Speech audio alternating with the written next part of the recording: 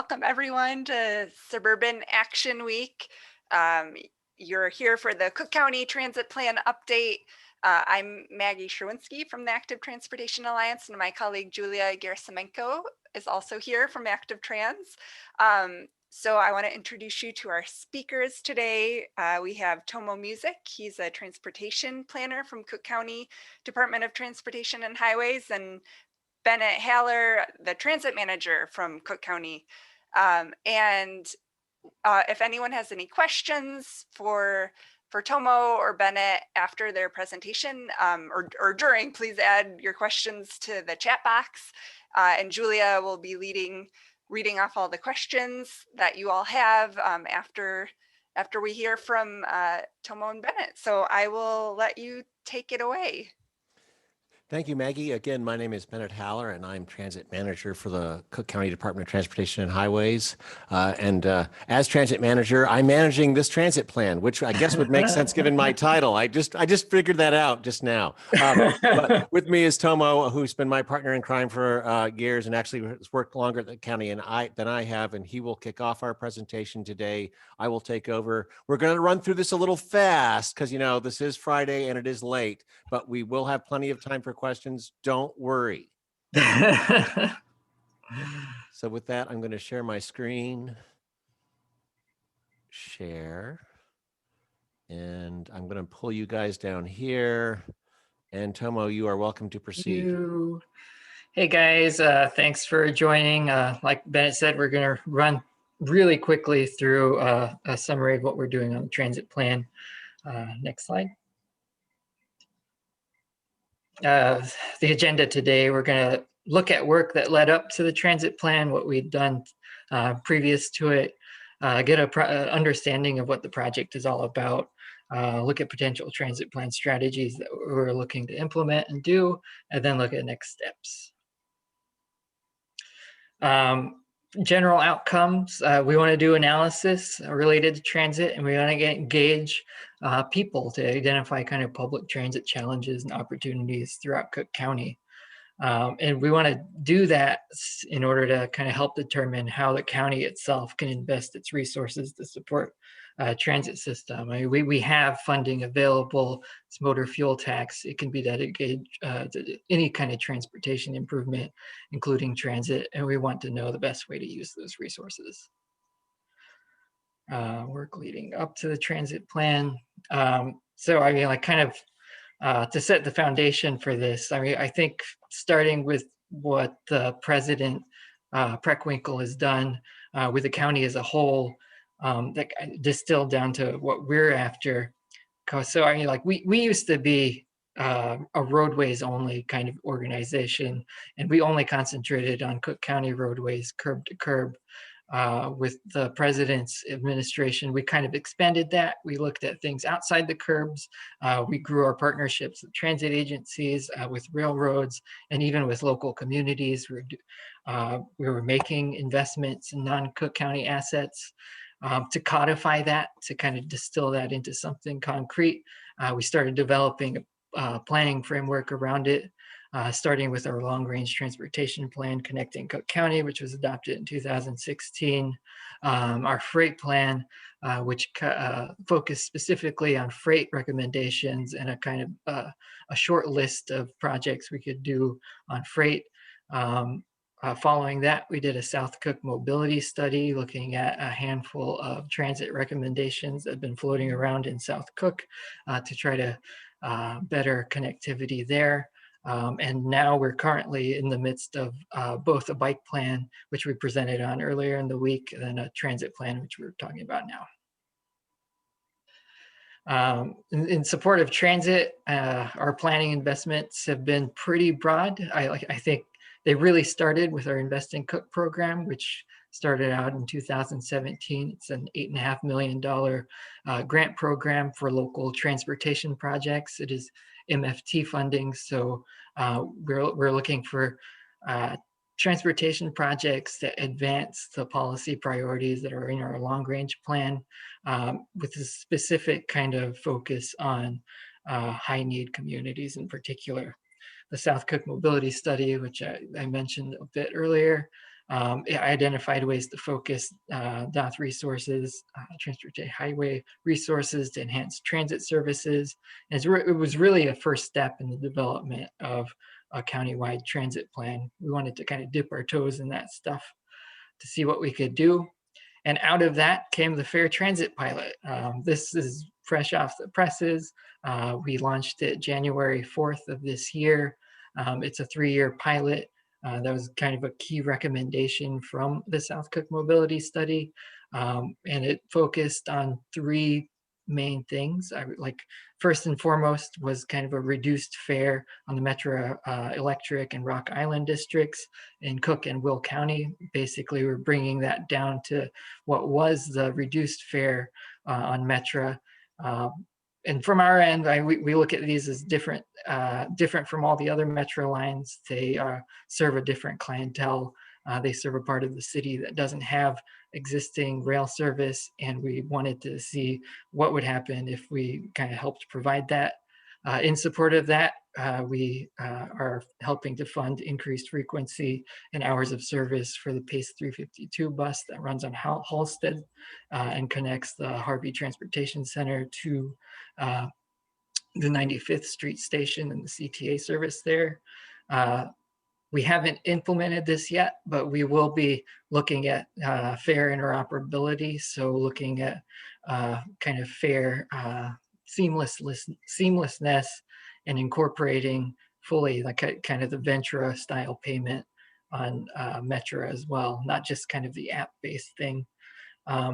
In support of this, we put down $35 million to kind of offset the costs to the transit agencies, help with planning for future improvements, and help kind of implement the fare interoperability portion. I'll kick off to Benet. Thank you, Tomo. So as it relates to the project, one thing to highlight is that Cook County is the center of a tri-state transportation network. We have 300 train stations in the county served by a combination of Amtrak, Metra, CTA, or NICD.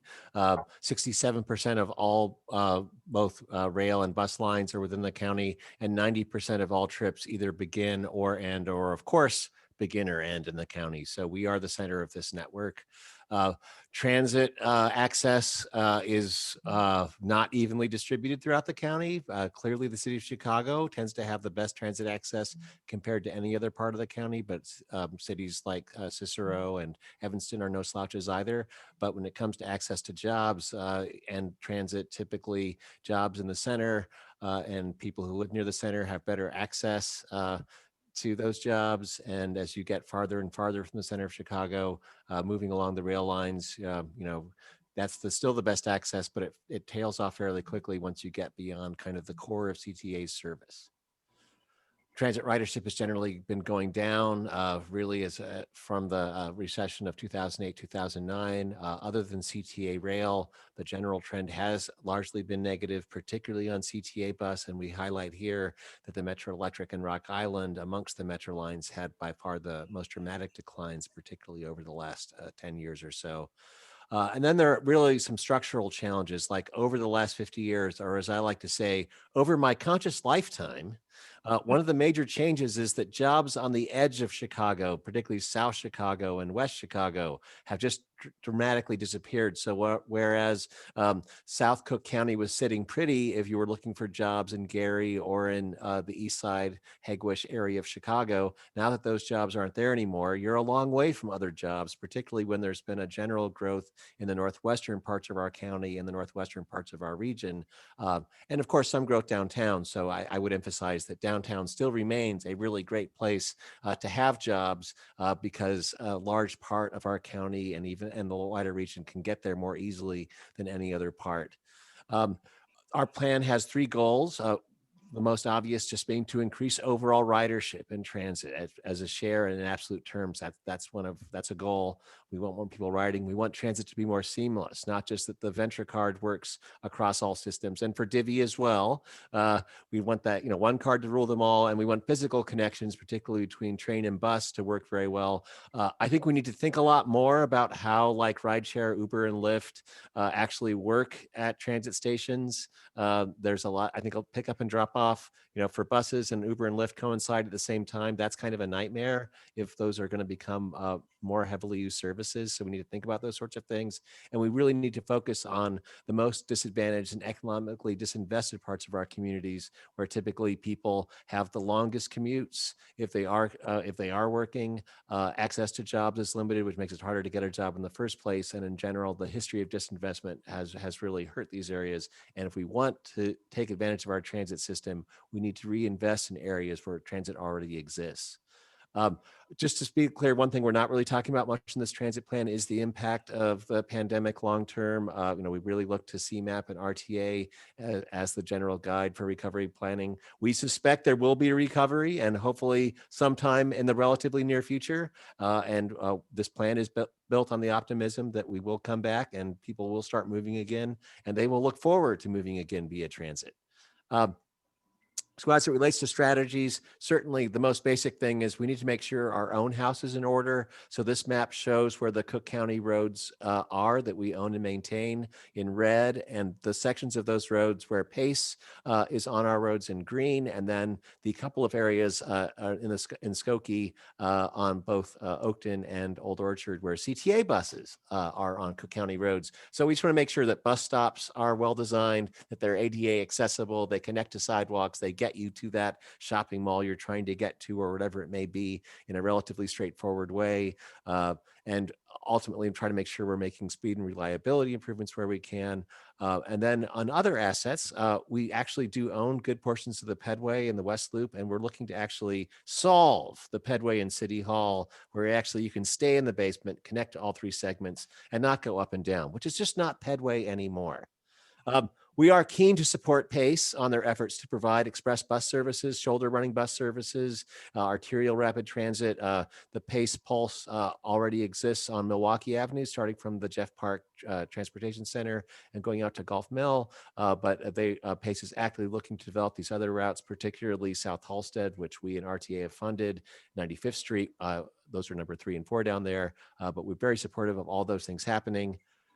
We don't want to neglect the fact that we actually spend a lot of money these days on rail improvements. $77 million bought us a seat at the Create table.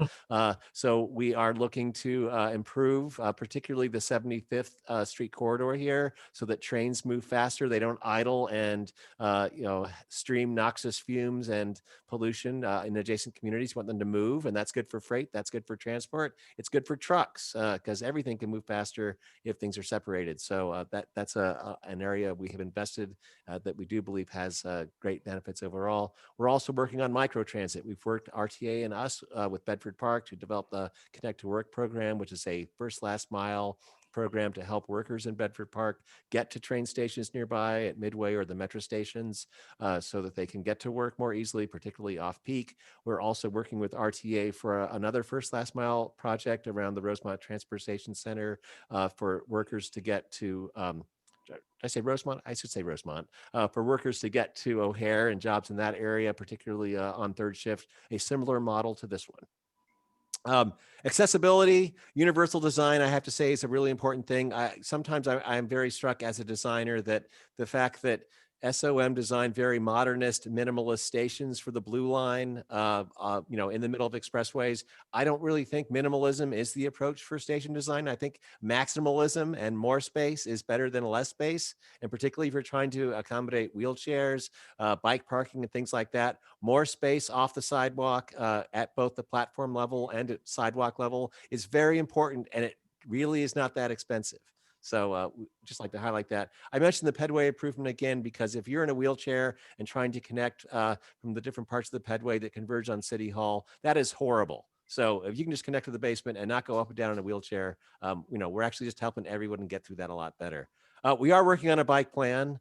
Doubtless many of you are aware of that. This is our best image from that plan so far, showing that we're just concerned about where trails are and how close people are to them. But as it relates to the transit plan, I particularly want to emphasize, as I just talked about, how bikes connect as part of a larger transit commute. How are divvy stations arranged? How are divvy stations arranged around train stations? How is bike parking arranged around train stations? Can you take your bike on the bus? Can you take it on Metra? Those sorts of questions are very important to us as just the lifestyle and everyday part of the commute, because, you know, biking 6 miles, 10 miles may not happen, but biking 2 miles to get to the train station, that's something we really want to get behind. And then, as we mentioned with fair policy changes, we want the Metra card to work everywhere. The Orca card, which is used in the Seattle area, it allows you to ride any number of different services, as you can see in this image. We want the Metra card to work in a very similar way, and also to have some kind of fare capping element. So if you took a $5 Metra ride, the rest of your trip is free. If you took a $2.50 CTA ride, then you had to pay $2.50 for the Metra, but then the rest of your ride is free. But something of that nature, that's what we want to do because it makes things easier. We are going to move into an actual project evaluation and creation of a list of projects, which we have not really started yet, but we want to screen. We want to, this will be both through public input, through the existing projects and everything else, create a reasonable evaluation framework, and come up with a list of things that we want, that we, Cook County, will both support in various ways, but particularly with funding to advance them. And Tomo. So I now kind of talk about next steps, in particular, kind of the outreach steps that we're doing. Kind of first and foremost, we have a technical advisory committee. They've already met a couple times, and we just kind of run through our technical analysis, our processes, and our kind of general planning kind of process with them, kind of get the feedback we want from these technical people to run through our kind of databases, our spreadsheets, and kind of fact check everything that we're doing. Subsequent to that, we'll hold a handful of, I think 3 is what we're doing, steering committee meetings, and these people tend to be at the executive levels of the transit agencies. They kind of understand the big picture of what can be done and where Cook County resources can make the most benefit or most impact to their own kind of own services and what they're doing. So we just met with the steering committee for the first time yesterday. I think that conversation came out really well. They've given us feedback, and we're going to use that to push forward with our. Right now, we're at the kind of existing conditions analysis. We'll be reaching out to a handful of stakeholder focus groups too. Subsequent to that, we'll be analyzing capital and policy options going through the summer of 2021, so probably most of this year. Then we'll kind of filter on down to policy and capital recommendations, kind of drilling down into specific projects, where we can put our funding, where we can put our human capital and our kind of political capital. And then from there, we'll distill that down into a complete transit plan, which we hope to publish in the winter of 2022.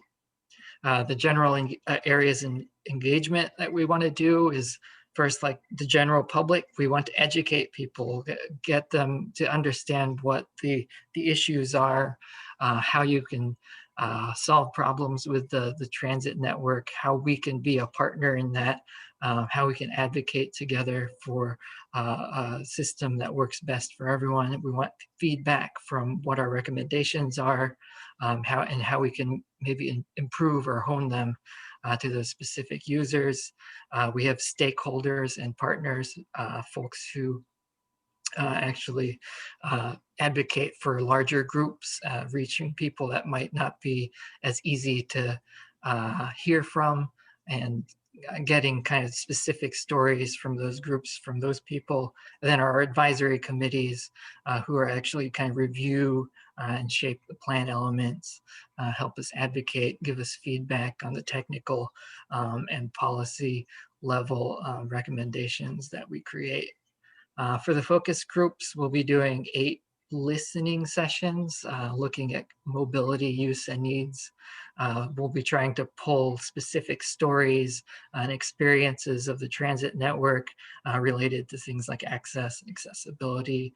What's it like for Spanish speakers to use transit? What are their barriers? What do they like about transit? And those things, and what we should be building on or focusing on with our resources.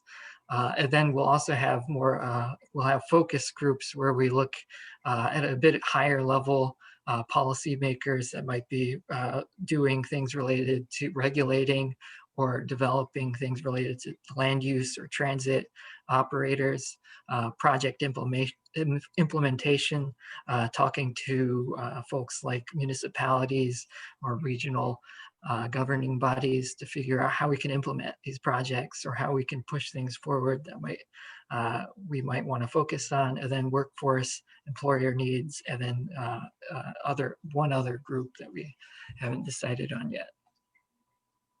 And that wraps up our presentation.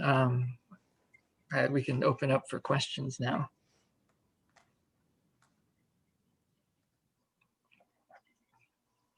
Well, thank you so much for such a comprehensive presentation. We're really excited about so much that's going on, from the fair transit pilot to the transit plan. There's a lot to dig into here. So for somebody looking to keep track of all of these current and upcoming projects, where can they get more information? I know the Invest in Cook grant is also coming up that deadline. Where can people get more info? Our county website is a good place to find information on Invest in Cook in particular. We have all the information for like deadlines, all the resources you need to apply to the program are all there. The deadline to apply is March 12th. So if you are a municipality or if you are a resident of a municipality, then push to try to get a submission to us by March 12th. Transit plan, I believe, is the website up yet? I'm not sure that that is up yet, as a matter of fact, Tomo, because we were, usually we go steering committee, and then once the steering committee has said we're not crazy, then we go to the website. So I don't think we got there yet. I can say for the bike plan that if you just look at Maggie's email of a couple days ago, she did give links to the website for the bike plan, which is up and active because that's slightly farther along than the transit plan. And so with the transit plan, once the website launches, I imagine there'll be opportunities for people to submit, say, survey feedback in addition to kind of more general public engagement meetings. Is that right? That's absolutely right. Yes. Yeah, we are sort of in the data gathering and making sure that our closest partners are not that what we're proposing to do meets their expectations. So we will move into a more an enlarged engagement phase, really starting, we're just going to sort of start the stake sort of some focus groups and other engagement in the coming months or so, and then there'll be a more public phase probably in late spring. Great. And for those listening and watching the recording, we'll make sure to be blasting out the website once it goes live as well. And we'll work closely with our partners at Active Transportation Alliance. You'll be the first to know.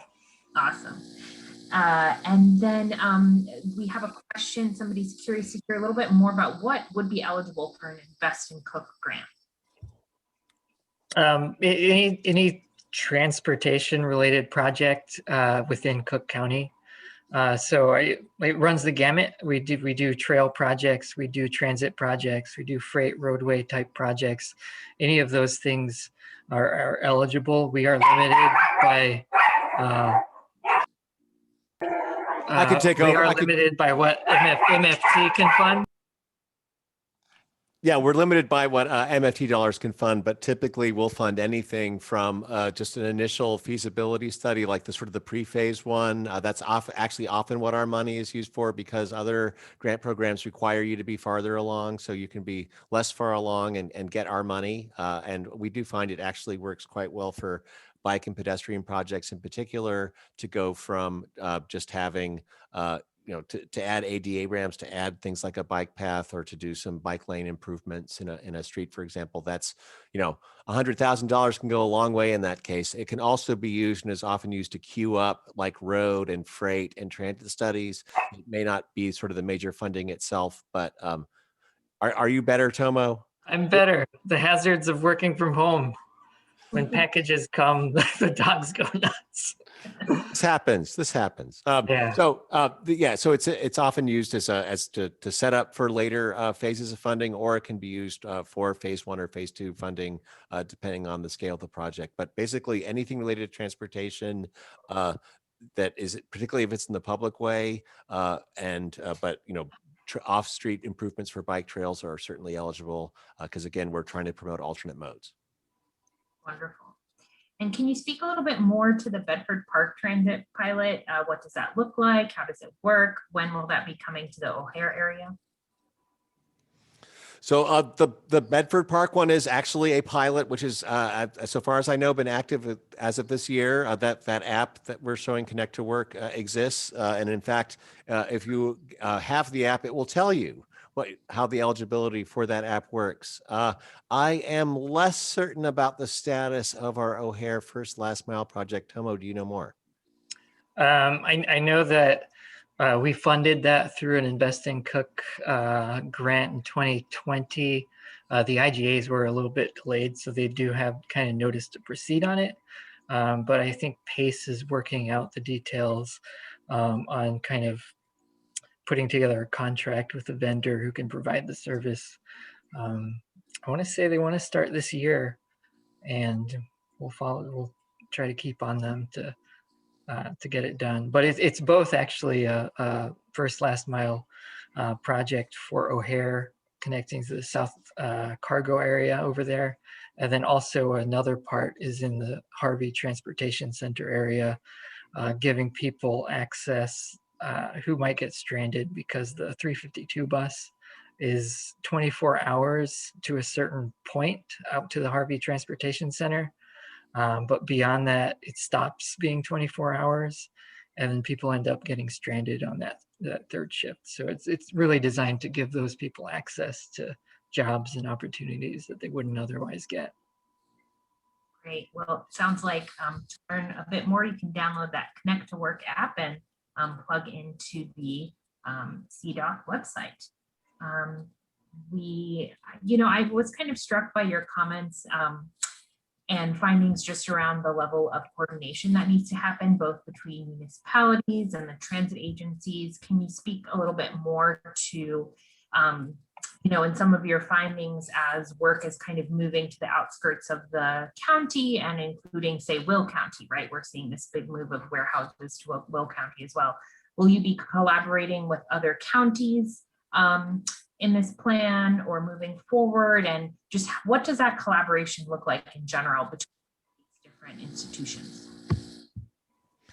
Well, so with the Fair Transit pilot, in fact, that does include the 4 stations, Metra stations, 1 Metra Electric, 3 Rock Island stations that are in Will County. And I have to say, I'm pleased to be giving Joliet access, because certainly by the criteria we would use in Cook County, they qualify for the sorts of things we're trying to do. So happy to do that. So we are coordinating with Will County on that specifically. We do have a particularly tight relationship with DuPage County, just because they were the last county to come off of Cook County historically. You might not know that, but there was once a proto Cook County that included DuPage County. And then the last county separation that happened in Illinois was DuPage separated from Cook. Otherwise, we'd have been a mega county. Anyway, we've been the largest county in the United States, not number 2, as we are right now.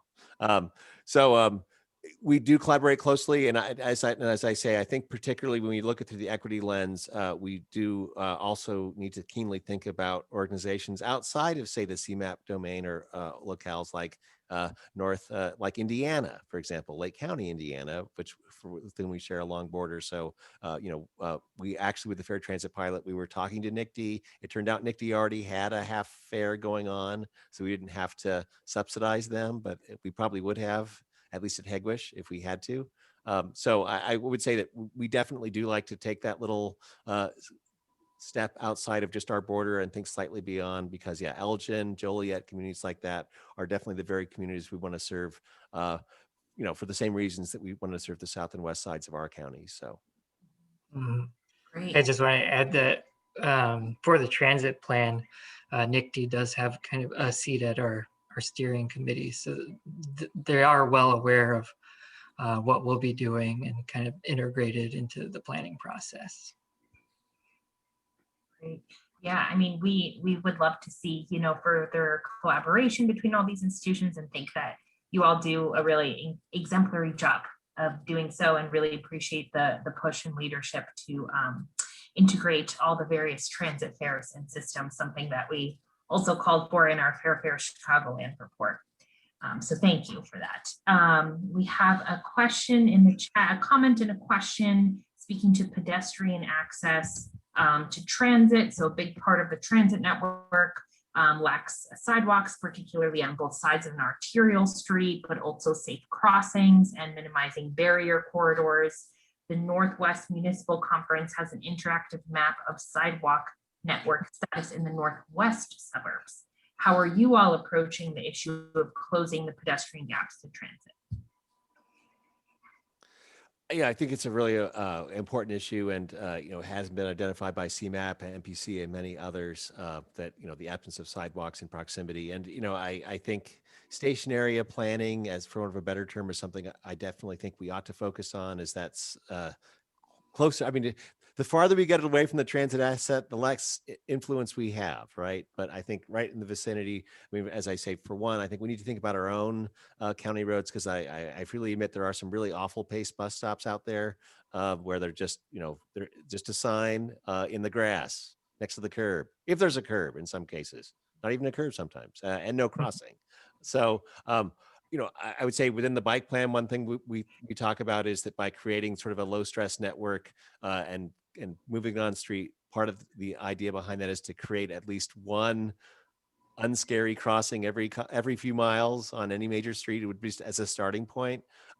So I think strategically it begins by looking particularly at the immediate areas around bus stops and train stations from our perspective, and really thinking about what constitutes like the key moments where there are choke points. And the other thing I would say too is complete streets. I love as sort of a policy, an idea policy, but the problem in implementation is that it often ends up being bad for everybody.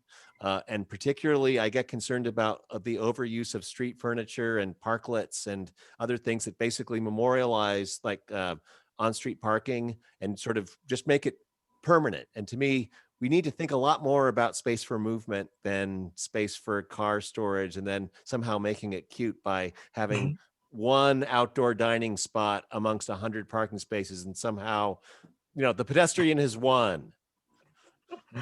It's transformative.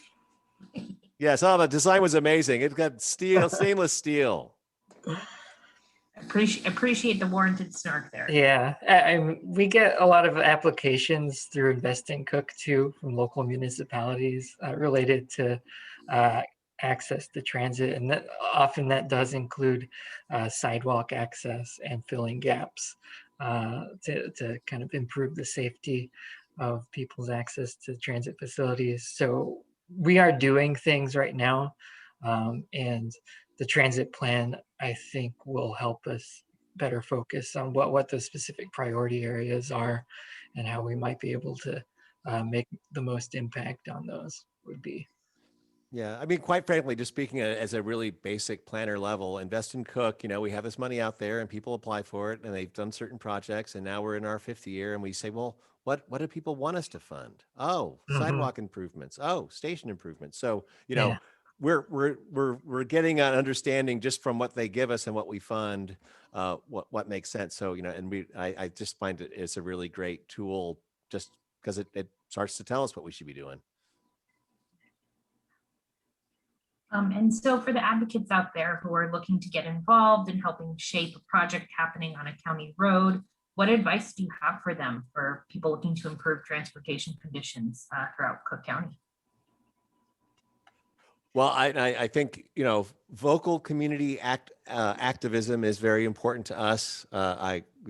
moving the needle from sort of a road auto mobility culture, road dominated culture to something else is slow. And we can only move forward if the majority of community residents applaud and support changes that make it safer, particularly for pedestrians and cyclists, to move around, and actively support things which to some way give more space to the movement of pedestrians and bikes. Because I think one of the central challenges I find is that, the intersections of two arterial streets, now that I work for a transit agency, I'm well aware of what considerations go in to, we got to get X number of cars to turn left or right. This number of cars have to go through, and that's the standard by which we will judge anything we do. So any improvements we add cannot go below this standard that we've established for the level of traffic service we want. And the only way those things change is if there's some pushback from a large side of the community that perhaps it's okay that it took you 2 minutes longer to get to the the shopping mall or whatever it might be by car, because that the world is safer, and maybe you're biking and walking more because you don't feel so likely to be hit by a car.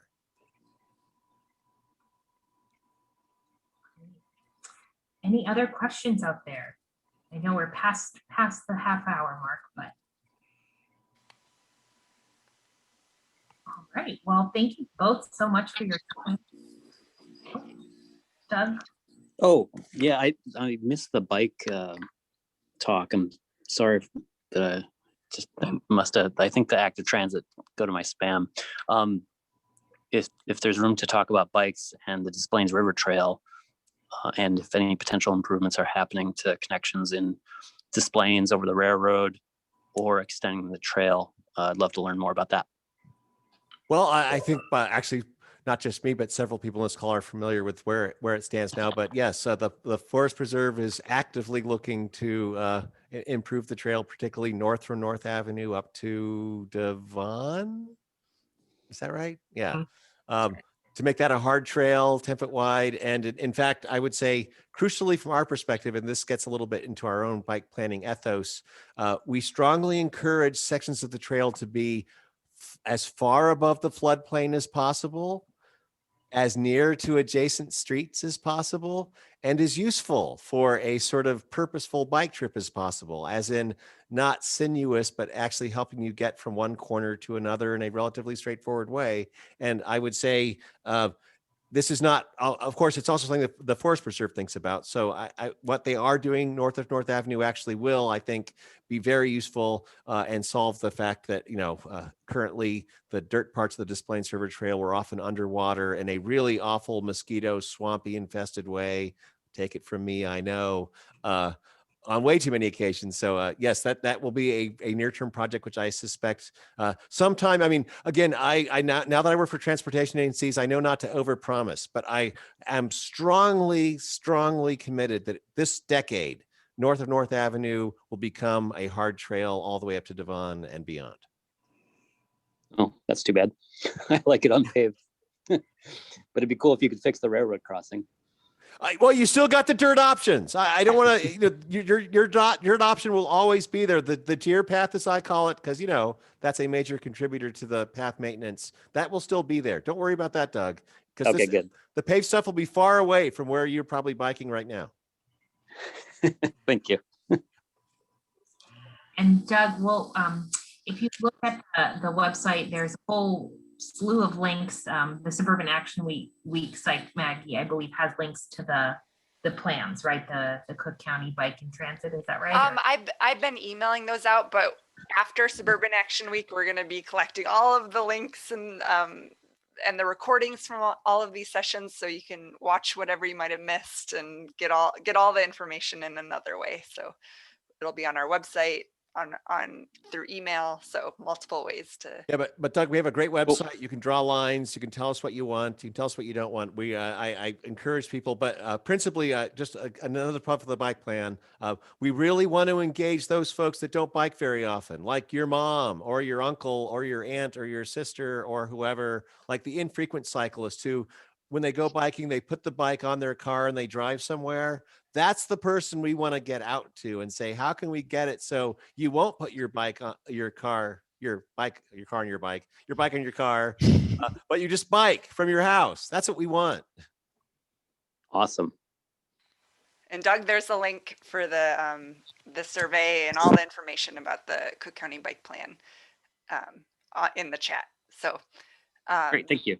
yeah, so I think we can wrap up. I didn't see any other questions, but thank you, Tomo and Benet, for doing a second session with us and for sharing all of this, all of the work you're doing with this transit plan. It's amazing that you're doing 2 plans at once, and both are needed. And we're excited to be involved, and we'll make sure to share out when public engagement starts happening for this plan. We'll make sure to share it with everyone we know, and we'll encourage everyone to do the same. And thank you, Julia, for leading the questions. But yeah, thanks so much. I appreciate your time. And I appreciate you all. yeah. Thank Thank you, everybody, especially Active Trans. It's Miss Lucas Oh, chiming hi, Ms. in. Lucas. Hey, Hi. really appreciate all the work you guys are doing. And I wish I'd have jumped in earlier, but I promised I'd like to attend Saturday's session and see where I could get in and fit in. You know, I used to be a rock star with Active Trans, but Oh, you still are. Always and forever. all right. I just want to rekindle some of our ideas and you know, get started and plan for 2021. Great. We're happy to have you. And yes, you're always welcome. Thank you, Maggie. Julia and Benet or Bennett. I sent you a direct message. Yes, you did. I saw you need help on Riverdale. I know Yes. it's you. Yeah, I'm No, trying. I want to make Riverdale better too, and you know we're working on it. I know right now we're at Halstead at 100 Halstead at 134th Forest View. We have many active projects right in there. In fact, I just updated my map to show that we're building something on the north side of 134th to connect to the chicken shack. I was told something about a chicken shack. Chicken shack.